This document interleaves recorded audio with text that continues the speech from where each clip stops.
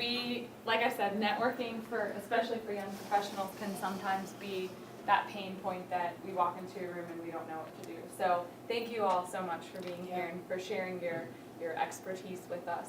Now, the last portion of what we wanted to do is have a question and answer type panel discussion. So we're going to bring some chairs up here, or they can stand. Whichever up to them. I'll stand. Stand. And if anybody has any questions or comments, concerns, anything that you feel you would like to ask these experts, please, please, please. They're here. They would love to help you, and I'm sure everybody else can benefit from that as well, too. So I'll open up the panel discussion, if you will. Go around and everybody come up with a question. It could be a question and or a comment. So I guess I have a tactical question. So I'm shy by nature, and go to a networking event and people are already clustered around, especially those that have been doing them for a while. How do you get into that group? I mean, I always feel uncomfortable just going up and kind of standing there and looking. I have a super suggestion for you. Okay. Arrive early, before they have gotten into their groups or clusters. Okay? And just like with anything else, the more you do it, it becomes a little bit, you become more comfortable doing it, right? That's the big tip, though. When it is difficult, if you feel that way about yourself and you arrive and you feel like everybody's already established and you're shy, I mean, so arrive early. And then if I may. Yeah, please. What I found also, I was very nervous in the beginning. I did know a couple of people, so I gravitated toward them. They then led me to those clusters of groups and introduced me to all of their friends. So even if you find one person you know, ask them. It is okay to ask for help. Say, hey, Tricia, can you introduce me to some people? I don't know anybody. They will take you around. They will introduce you to people. And that, if you can't get there early, that is kind of your in to the groups. I've utilized Lisa before. I went to some events, completely packed. I'm like, hey, can you introduce me to people? It was easy as that.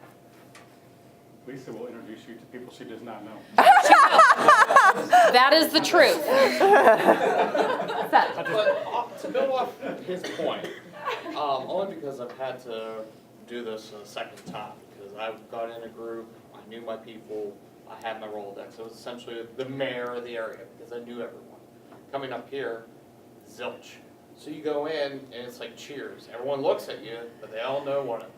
So shouldn't we be doing a better job ourselves in those group settings of making sure when someone we don't know that walks in to help them out? Because I see a lot of people that go into networking events and they're like, don't know anyone, I'm out. All right. Because, I noticed that at a certain young professionals meeting, not gonna name where, you walked in and no one wanted to. If you're not, well, that's unfortunate. Then maybe, because I'm the kind of person, I'm happy to interact and welcome and all of that with everybody else, and that's a shame if you feel that way. And I think, as Amanda brought up, you got to figure out which groups work for you, right?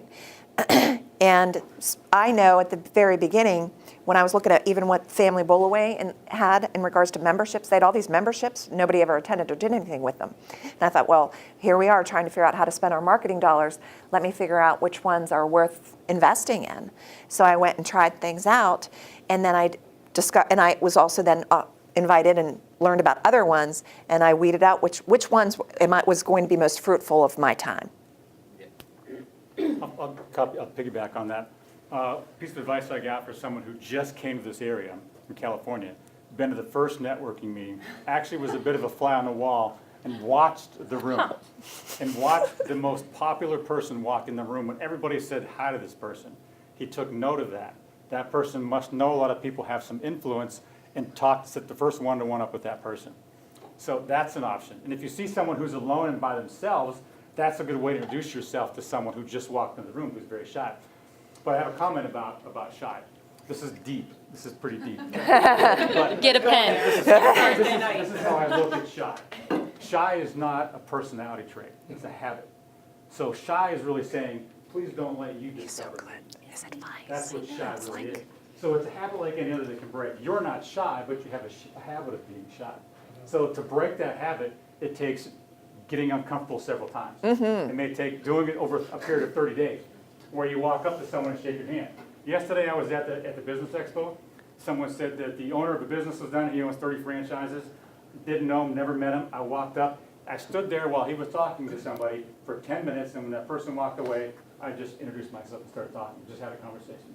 Now that's uncomfortable at first, but it went away fast. And I knew that from doing it so much, uncomfortableness will go away fast. Then you start a conversation, because they want to start a conversation. No one's evil, no one wants to tear you down, they just want to meet you too. So keep that in mind, you can break that habit easily. Over on this side, we actually have And I just want to say, I'm almost done with the semester, and then I'll be hosting quite a few events in my facility over the summer months. I would invite you to be my personal guest, and I'll introduce you to a lot of people, and you too, Seth. I mean, if that's something that you just need that extra kind of push, I push people all the time. Poor Jason. I'm okay with that. All right. It's part of, you might not like it though. I mean, it's just a part of, like, my students know this. It's a part of my nature. But I'm happy to help. I just wanted to contribute to the conversation when you were talking about being shy as a habit, and I like that you said that because I recently watched a documentary, well not a documentary, it was like a TED Talk, that spoke on like your thought process and stuff like that, and we all talked about nerves and we all talked about being like shy or reserved when we enter these situations. And in this talk, they had mentioned that a way to change your thought process surrounding that is to think like the nerves are just courage building up. So like that's something that I think, like even walking in here today, I'm like getting nervous, like even saying this out loud, I'm all shaky, but like in my head I'm like, the shakiness, the nerves, my voice shaking, all that stuff, it's not nerves, it's like me building the courage to speak to you guys. And We love you. Tatiana, you know what? We are so going to use that in class. Write that one down. Are you taking notes? Okay, good. Really, truly, that's beautifully said. Nerves are your courage building up. Isn't that so cute? So what's really happening when you do that is you're getting uncomfortable. It means you're outside your comfort zone. That's the only place you can grow. If you stay in your comfort zone, you can't grow. It's your comfort zone. So your comfort zone is your prison. If you stay in that, you're not going to grow. So it's like going to a gym. If you do the exercises and you don't feel like you've strained yourself or done the last two that you didn't want to do, the 2 or 3 that were uncomfortable, it won't make you sore the next day. So you've done nothing. You've just routinely done nothing. So when you're uncomfortable, you're in a good place. That means you're about to grow. That's what it means. And I will tell you, I've recently joined Toastmasters, which I highly encourage. If you haven't, that is a fantastic way to get those nerves out. Those people are there for you. And when I say they are a support group, they are 1,000% a support group. They will coach you. They will help you. Chandra Holmberg, she is part of Toastmasters, and she used to be a member of the chamber. She says something crazy. She says, before you're going to go to a meeting, before you're going to speak, and I did that back there behind that curtain, do a superhero pose. Do something completely crazy. It builds up your endorphins, and it just gives you a sense of confidence, a sense of courage. So in your car before you go into that meeting, make silly faces in the mirror at yourself. Do something like totally, what? demonstrate this. Wonder Woman. No, that happens behind curtains. Behind the door. We have some students that are nervous. We had a couple That of drinks. is a different kind of hype. Well, they've done studies to show that if you stand like this, Oh, you yeah. have the And- Olympic Oh, Yeah. I yeah. just want to race, like it Yep. decreases cortisol. Yeah. So yeah, if you hold it for 2 minutes. So that's something to think of. That was not too Hold it much. right there. Anybody? Anything else? Lisa. Comments? So we've talked about networking, and one of the biggest, most important things is obviously what you do after that. Can you, without going into an entire other presentation, can you each share maybe your number 1 tip for what to do after networking, how to follow up on that? So for an example, we'll use a Tuesday Connections meeting because that's where there's a lot of people. I will meet everybody new. I will obviously collect business cards. That's the only way I will retain information of who I've met. And then I will email 3 people and set up a one-on-one. So I get to, Jared Vorkey and I, we've sat together. I've had a one-on-one. Lisa and I have had a one-on-one. Christina and I have had a one-on-one. I haven't had one. You haven't emailed me. It's your fault. No, I'm just joking. You guys don't need to do I'm messing with him. I just like to keep him on his toes. No, but that's the way I follow up. I just send them an email. Hey, it was very, very nice to meet you. Thank you so much for your time. Would you be interested in having a one-on-one to get to know each other more? You know, how does that sound? Actually, Jared actually reached out to me. So, I mean, that's what I do. I take that and then I go from there. He's checking right now. He did. Are you emailing me right now? You're already in the doghouse. Optical@Dittman. So I know it can be overwhelming when you go to these networking events because you can meet a lot of people and you can get a lot of business cards, right? So this is a tip that somebody else offered me. I will offer it to you because I think it is a good tip. So when you meet somebody, because you're going to meet a lot of people and you're going to meet people that you really do want to follow up with in a shorter amount of time than other people.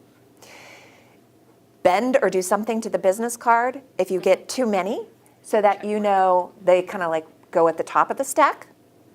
Because sometimes, like I said, like you go to those meet and moves, you're at a table with 8 people, you're sitting there for 10 minutes eating your salad, and there's one of the 8 that you know is somebody that you do want to have the one-on-one. You'd love to have a one-on-one with everybody, but that may not be possible, right? That's one. When did I meet you, Chris? Yesterday morning. Yesterday morning. And did we already connect on LinkedIn? Yes. And I met you, we talked, I asked you some questions about yourself and your background. I hope I seemed, and I was, interested and engaged.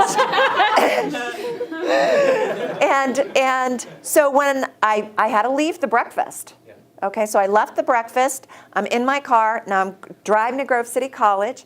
I get to Grove City College, I get set up, I teach my first class, which was public speaking and rhetoric. That class ends. My students leave. It's time for me to eat my lunch in my empty classroom and check my emails and do all of that. So that was my first break that I had, and I followed up immediately and sent him a connection on LinkedIn. Another tip, you probably already all know this, but just in case, send a personal message with your connection. Chris, it was nice to meet you this morning at the Junior Achievement Breakfast. I look forward to having a future conversation with you. In the meantime, I'd love to add you to my network on LinkedIn. Right? And that's, thank you.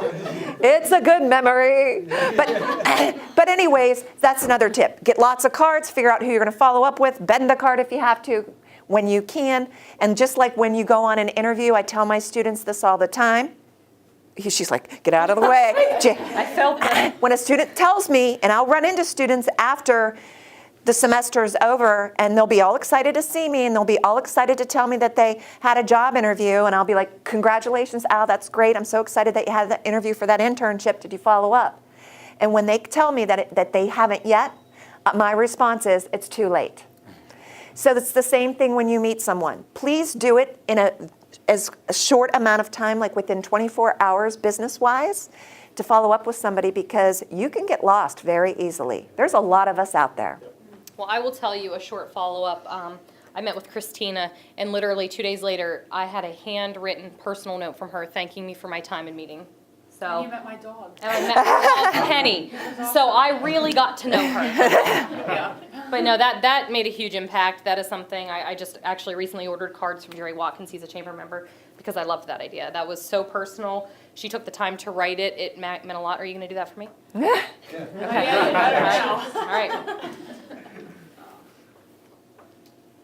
Anyone? I'll go to the next step, and after you've done a one-to-one with somebody, what I like to do is, once you've talked about your sharing contacts, is to formulate a letter that formally introduces him to somebody you know, or he or she to somebody you know, and ask them how they want to be introduced. I had someone who was new. He was actually at the first hype at Buffalo Wild Wings. We had a one-to-one. He looked at my LinkedIn profile, something I didn't talk about, and he looked at the people that he would want to get to know.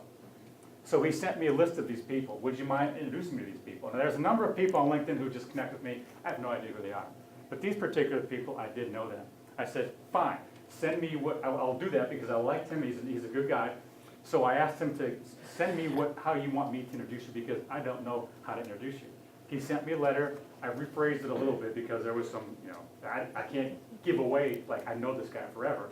But I made a few modifications to it and sent it to all 3 of those people. And that was like, when you go somewhere, even when I network with good networkers, what we do is we say, okay, who do you want me to introduce you to? And he gave me a letter of how to introduce him to people, and I gave him a note on how to introduce him to people. And we switched, and we had one-on-ones that go on and on and on. But the thing is to get a meeting from the next meeting, or get the next meeting from your last meeting.